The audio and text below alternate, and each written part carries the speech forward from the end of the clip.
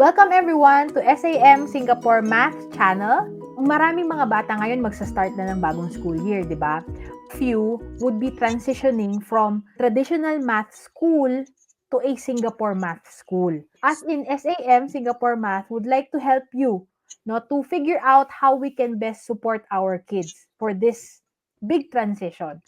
In your experience as a SAM trainer, what are the common challenges encountered by students who are transitioning from a traditional math curriculum to a Singapore math curriculum? And how can parents help them? Based on my experience no Mommy Raf, it would be the higher level na kids na. Kasi sa preschool, madali pa yan eh.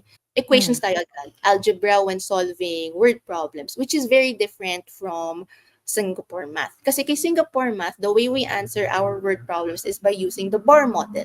Doon, I would say, doon medyo naloloka yung kids. Kasi alam na nila agad, lalo na yung mga higher level eh. Kasi di ba ito yung mga grade 3, grade 5, grade 4. Si bar model, ini-introduce pa lang yan, grade 1 na. So when you transition a kid na from traditional math na grade 5, tapos pupunta na Singapore math, malaki siyang adjustment. Kasi na-discuss na ni Singapore math ang bar model ng grade 1 and grade 2. Pagdating mo 4 sa years grade 5, ago. yes. Diba? So pagdating sa grade 5, they expect you na alam mo na yun. Number 1 talaga is give them time, be patient with them. Wag niyo po agad sila sabihin na, ano yung equation dyan? Ano yun? Gagamitin mong operation. Hindi kasi ganun si Singapore math. Si Singapore math kasi mas pinapaalam muna sa bata yung data na kailangan niya para masagutan niya yung word problem. Ano ba yung hinahanap niya talaga? So yun yung questioning niya. So what do you need? Tapos what do we need to find? And then what techniques or strategies can you do? Tapos yun yung maganda kay Singapore math. Unlike kay traditional math na, di ba sa school sanay tayo, step 1, ito gagawin natin. Step 2, ito yung next. And then this is the final answer. Kay Singapore math, you have the creativity to think on your own yung solution mo. May freedom ka. So yun yung maganda. Kaya, I would also suggest na if is Singapore math niyo siya, ilapit niyo na siya doon sa marunong talaga mag-Singapore math. Kasi kahit balik-balik na rin nila yung solution, at may background naman si teacher sa Singapore math, accepted niyang solution math. Kasi pag hindi talaga siya na master, mahirapan yung to adjust. Yeah. What key skills should my child focus on to ensure that they are ready for the new school year? Naturally, tinatanong to ng parents kasi, ask the topics na sa teachers. So, di ba may enrollment na yan, tas kasabay ng enrollment would be magbabay na ng uniform, ng mga books. Di ba? Correct. From there, tanong nyo na din. If you get to meet the advisor, pwede nyo nang i-ask. At least from there, mapiprepare mo na yung anak mo na, next school year pala, yung multiplication mo is 4 digits na. Yun eh. Dahan-dahan, pwede mo siyang bigyan, let's say, na exercises on how to do multiplication of 2 numbers na 2 digits. Kanya. And may connection din siya dun sa next requirement ko is, for example, new school ito. Let's try na magkaroon tayo ng specific day, let's say Saturday or Sunday. I-try natin sila parang i-field trip going to school. And while dun sa field trip going to school, just let them be familiarized with the location. And then at the same time, sabihin mo sila na in a positive way, dyan ka na magsa-study next school year or next month, ganyan. So, dapat ganitong oras tayo aalis para hindi tayo ma-traffic. And then at the same time, you'll get to meet new friends. So, parang mindset mo na sa kanila na ito yung magiging school na nila. Tapos, ito yung magiging topics nila for the next school year. Parang to prepare them para hindi sila mabigla. Doon sa fact na nabibigla yung bata, doon nagsa-start naman yung anxiety eh. Pero pag alam na nila what to expect, it can be a pleasant experience, di ba? Yes.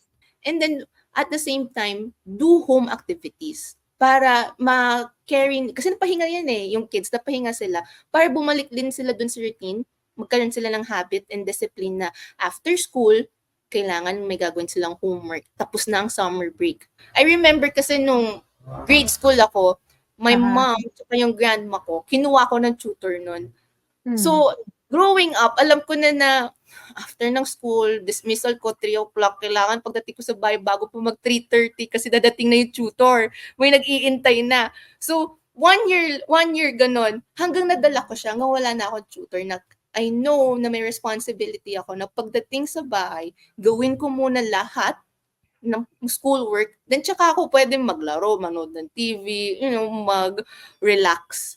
And teach, hindi rin siya kailangan, baka kasi isipin ng mga parents natin, ay, kailangan ng tutor ng anak ko. Or, Hindi naman, no, oo. kailangan, actually, mga parents, even you can do it with your child.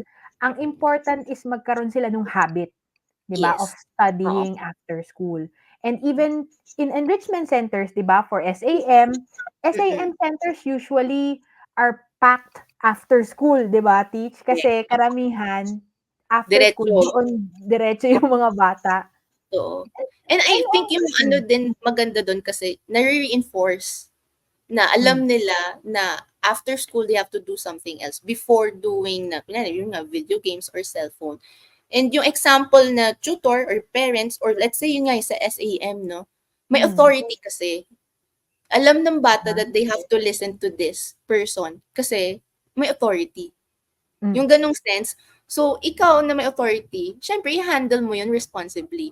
For our parents who are listening right now, aside from this specific time slot on studying, any other things that they can do to provide a supportive learning environment sa bahay?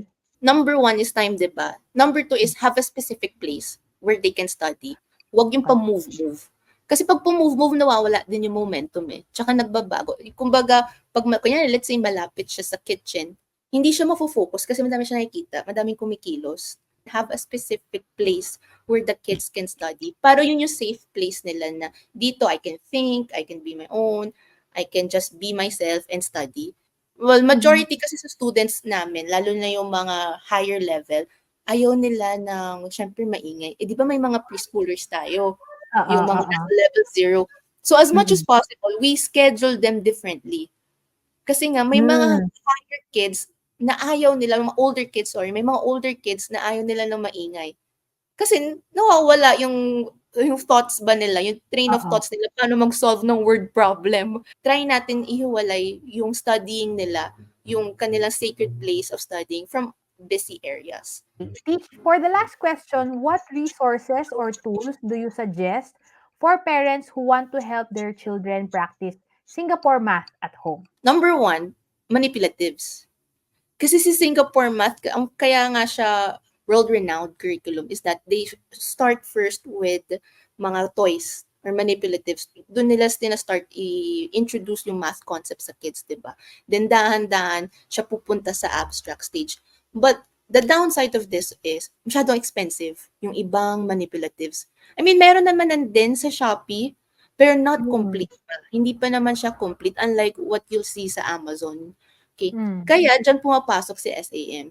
Minsan kasi may mga parents din sa amin pumupunta na they already have the complete set yung nabili nila sa Shopee. Kaya lang, once tumaas ng grade level yung anak nila, they need more. Ay, masyado nang magastos daw kasi hindi kumpleto nga sa Shopee. So, they have to buy sa Amazon. Eh, sa Amazon, magkano? $50, di ba? $80. Ipang SAM mo na lang. I mean, pang SAM mo na lang. Tapos sa amin, may worksheets ka na, meron ka pang manipulatives. So, pwede din yun. Ka pa. May taga-turo pa for you. So, pwede din yun one alternative for parents who are looking for Singapore math enrichment programs, no, to support their kids. Pwede din si SAM. Kasi si SAM, aside na may manipulatives kami, may worksheets, may trainers din or teachers to guide your kids. So, hindi ka na mamumroblema na ano ba tong topic na next? Paano ko ba siya i-approach ng Singapore math? Eh, lahat naman tayo na medyo older than our kids na, syempre, nanggaling tayong traditional math.